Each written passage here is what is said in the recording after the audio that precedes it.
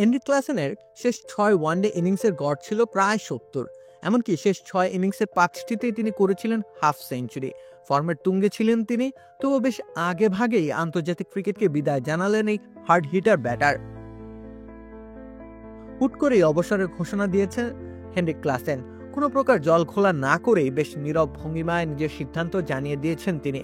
এমন নয় যে একটি ফরম্যাট ছেড়েছেন, বরং 3 ফরম্যাটের আন্তর্জাতিক অঙ্গনে তার পদচারণাকে স্থবির করে দিলেন ডানহাতি এই ব্যাটার। ফর্মের শিখরে থেকে এমন সিদ্ধান্ত নেওয়া বেশ কঠিন, এমনকি বিশ্বের 4র্থ সেরা ওয়ানডে ব্যাটার হিসেবে বিচরণ করছিলেন তিনি।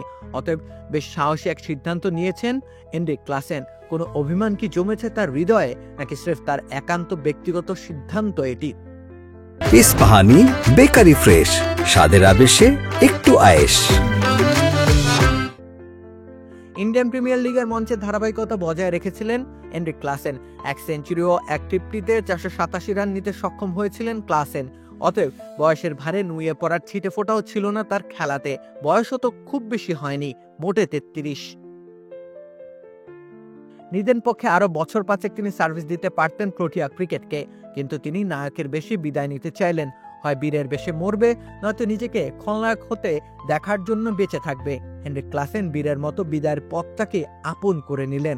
সমালোচনার খড়গ নেমে আসার আগেই গুটিয়ে নিলেন নিজেকে। এতটুকু সাহস কজনই বা দেখাতে পারে? স্রেফ সততা থেকেই সময়ের আগে এমন সিদ্ধান্ত নেওয়া সম্ভব। তাছাড়া অর্থকরীর অভাব নিশ্চয়ই হবে না তার। ফ্রাঞ্চাইজি ক্রিকেটের হটকেক তিনি। দিব্যি তাকে দলে নিয়ে নেবে কেউ না কেউ, তাও আবার চড়া মূল্যে।